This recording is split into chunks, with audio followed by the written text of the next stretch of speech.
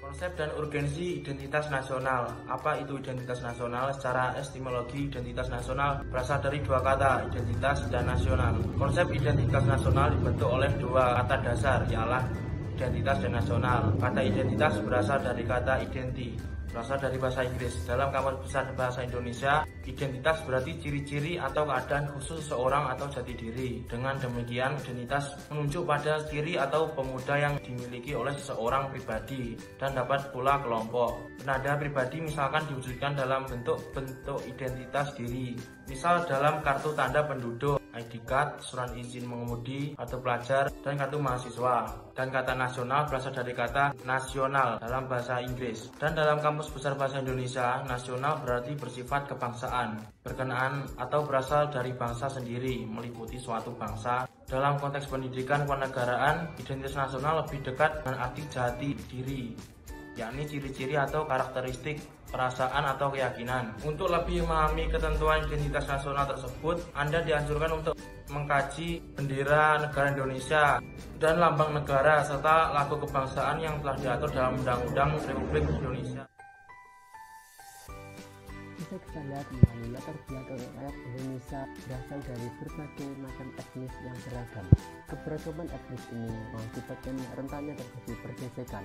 Oleh sebab itu, integrasi nasional diperlukan untuk menghindari pergesekan antar setiap etnis yang ada, tentunya untuk menjaga perasaan harmoni dalam kesatuan Bhinneka Tunggal Ika.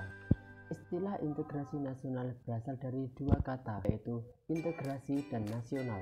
Istilah integrasi mempunyai arti pembaruan atau penyatuan sehingga menjadi kesatuan yang utuh dan bulat. Istilah nasional mempunyai pengertian kebangsaan, bersifat bangsa sendiri, meliputi suatu bangsa seperti cita-cita nasional, tarian nasional, perusahaan nasional, dan lain-lain. Integrasi nasional dapat diartikan penyatuan bagian-bagian yang berbeda dari suatu masyarakat, meliputi suatu keseluruhan yang lebih utuh, atau memadukan masyarakat-masyarakat kecil yang banyak jumlahnya menjadi suatu bangsa. Alasan pembentukan integrasi nasional dilatar belakangi oleh berbagai faktor, yang diantaranya adalah perasaan senasib dan perjuangan, keinginan untuk bersatu, rasa cinta tanah air, wujud ideologi nasional, dan juga antisipasi ancaman-ancaman dari bangsa asing. Dari sumber historis, sosiologis, dan politik tentang integrasi di Indonesia. Pertama, perkembangan sejarah integrasi di Indonesia.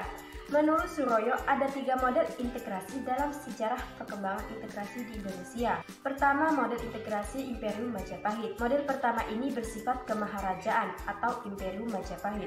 Kedua, model integrasi kolonial. Model integrasi kedua atau lebih tepatnya disebut integrasi atas wilayah Hindia Belanda baru sepenuhnya dicapai pada abad ke-99 dengan wilayah yang tertentang dari Sabang sampai Merauke. Dan yang terakhir, model integrasi nasional Indonesia. Model integrasi ketiga merupakan proses berintegrasinya bangsa Indonesia.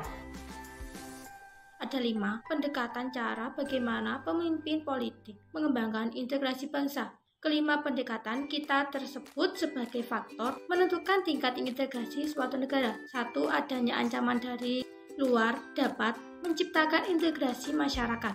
Masyarakat akan bersatu meskipun berbeda suku, agama, ras ketika menghadapi musuh bersama.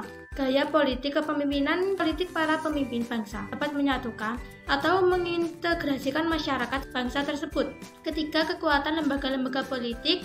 Keempat, ideologi nasional merupakan seperangkat nilai-nilai yang diterima dan disepakati. Kelima, kecepatan pembangunan ekonomi. Jika pembangunan ekonomi berhasil dan menciptakan keadilan, maka masyarakat bangsa tersebut bisa menerima sebagai satu kesatuan. Namun, ekonomi menghasilkan ketidakadilan, maka akan muncul kesenjangan atau ketimpangan.